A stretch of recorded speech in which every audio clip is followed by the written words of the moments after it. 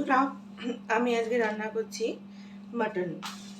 Mutton সবাই রান্না করতে পারে, তো আমি যেভাবে রান্না করি সেই রেসিপিটাই আপনাদের সাথে শেয়ার করছি। খুবই ইজিভাবে রান্না করি। তো আমি ফার্স্টে কড়াইতে ওই 3-4 টেবিল স্পুন মতো তেল নিয়েছি। দিয়ে তেলটাকে একটু ভালো করে গরম করতে দিতে হবে।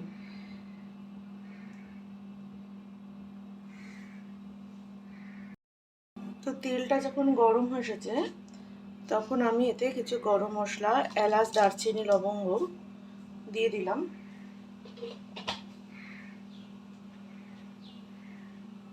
এটা একটু ভাজা ভাজা মতো হয়ে আসলে এর মধ্যে কিছু পেঁয়াজ কুচোনো না একটু বেশি পরিমাণে দিতে হবে। মাংসের পেঁয়াজটা একটু বেশি পরিমাণে লাগে, আর পেঁয়াজটা একটু লাল লাল করে ভাজতে হবে।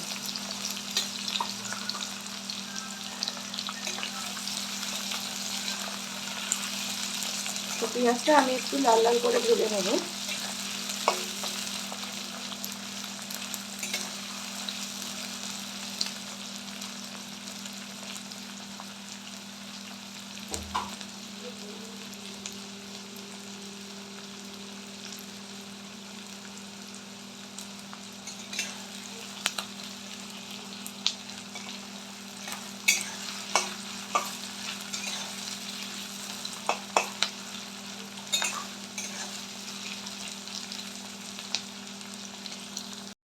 তো আমার পেঁয়াজটা যখন মোটামুটি এরকম লাল লাল করে ভাজা হয়ে গেছে, তো তখন আমি এর মধ্যে দেব, এই যে মিক্সিতে আগে থাকতে বেটে রেখেছি, এর মধ্যে আছে আদা বাটা, রসুন বাটা, কাঁচা লঙ্কা আর টমেটো বাটা। আদা বাটা, রসুন বাটা, কাঁচা লঙ্কা বাটা আর টমেটো বাটা, এই দুটো স্পুন, বড় স্পুন, দুটো স্পুন আমি দিয়ে দিলাম এর মধ্যে। দিয়ে আবারও এটাকে ভালো করে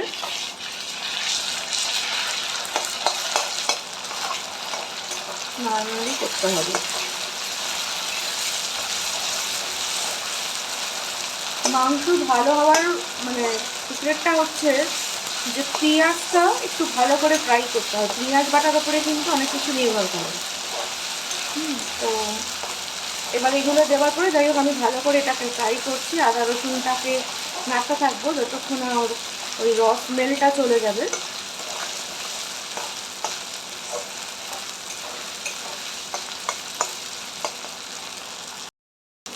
আচ্ছা, এবারে এটা ভাজা ভাজা হয়ে এলে আমি এর মধ্যে একটা স্লারি মতো তৈরি করে রেখেছি। হলুদ গুঁড়ো, লঙ্কা গুঁড়ো, ধনে গুঁড়ো, জিরে গুঁড়ো, ব্যাস শুধু এইটুকুই আছে।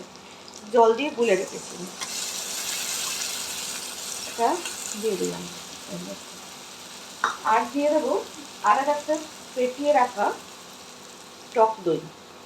এই যে টক দই নিয়েছি, এটা একটা ফেটিয়ে রাখা টক দইটা দিয়ে দেবো। দিয়ে আবার সেই ভালো করে নাড়াচাড়া করো, ভালো করে কষতে হবে, এটাই হচ্ছে মেন ব্যাপার।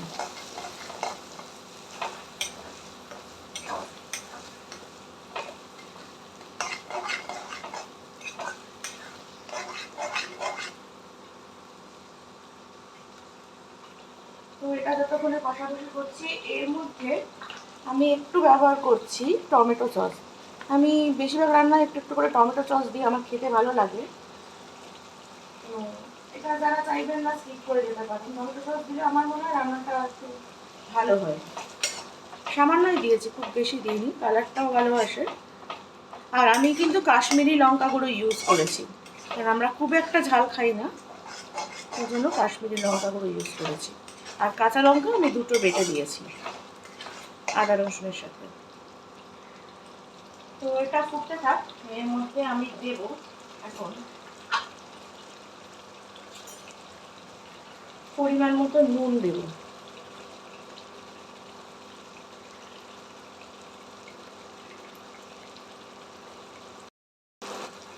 দিয়েছি পরিমাণ মতো লবণ, আর দেব সামান্য চিনি, এতটুকু চিনি দিচ্ছি। দিয়ে আবার এটাকে ভালো করে কষাতে হবে। তো এটা একটু ভালো করে কষানো হোক, তারপর আমি এর মধ্যে মাটনটা অ্যাড করব। তো আমি এর মধ্যে এবারে মাটনটাকে অ্যাড করছি। মানে এখানে 400 গ্রাম মতো মটন আছে।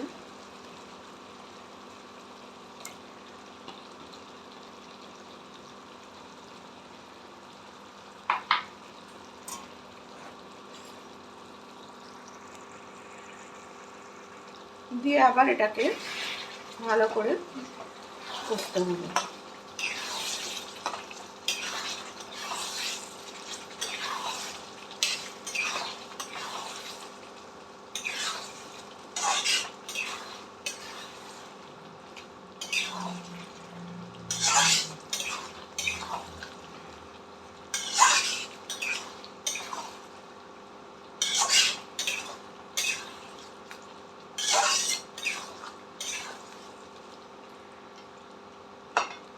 এটাকে খুব ভালো করে কষে নিতে হবে।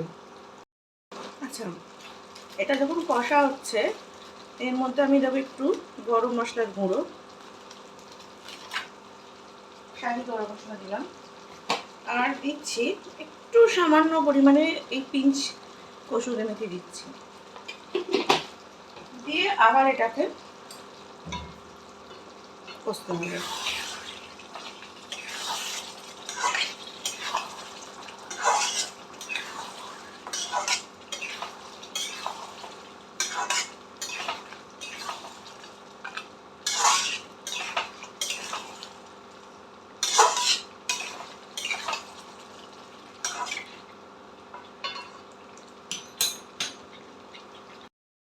তো মোটামুটি কষতে কষতে যখন দেখবেন এরকম তেল ছাড়া ব্যাপারটা এসে গেছে, তখন আমি এটাকে নিয়ে প্রেশার কুকারে দিয়ে প্রেশার কুক করব। মোটামুটি ওই 7-8টা মতো সিটি দেব, দিয়ে ওর সাথে আলু মিশিয়ে দেব। আমি দেখাচ্ছি কী করছি। তো এটাকে আপাতত প্রেশার কুকারে ট্রান্সফার করছি। এবার এটাকে আমি প্রেশার কুকারে ট্রান্সফার করে দিয়েছি পরিমাণ মতো জল, ওই 3-4 কাপ মতো জল দিয়েছি। দিয়ে এবার এটাকে প্রেশার কুক করব।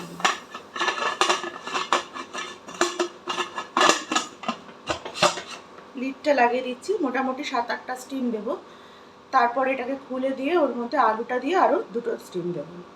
ফিরে আসছি। তো বন্ধুরা, আমি মোটামুটি 10টা সিটি দেওয়ার পরে মাটনটা এরকম দেখতে হয়েছে। তো আমি এর মধ্যে এবার আলুগুলো অ্যাড করে দেবো। এই আলুগুলো অ্যাড করার পর একটু জল দেবো, দেওয়ার পরেও আরও গোটা 3 সিটি দেবো। দেওয়ার পরে এটাকে সার্ভ করে দেবো। আলু দিয়েছি, দিয়ে আর একটু সামান্য, তবে একটু ঝোল ঝোল না হলে না খেতে ভালো লাগবে না। আলুগুলো মিশিয়ে দিই।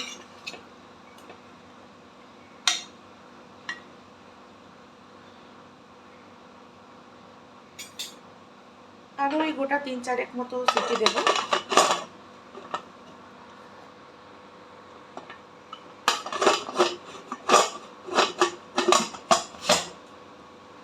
দিয়ে ফিরে আসছি। এই যে বন্ধুরা, আমার মটন ঝোলের ফাইনাল লুক দেখে নাও।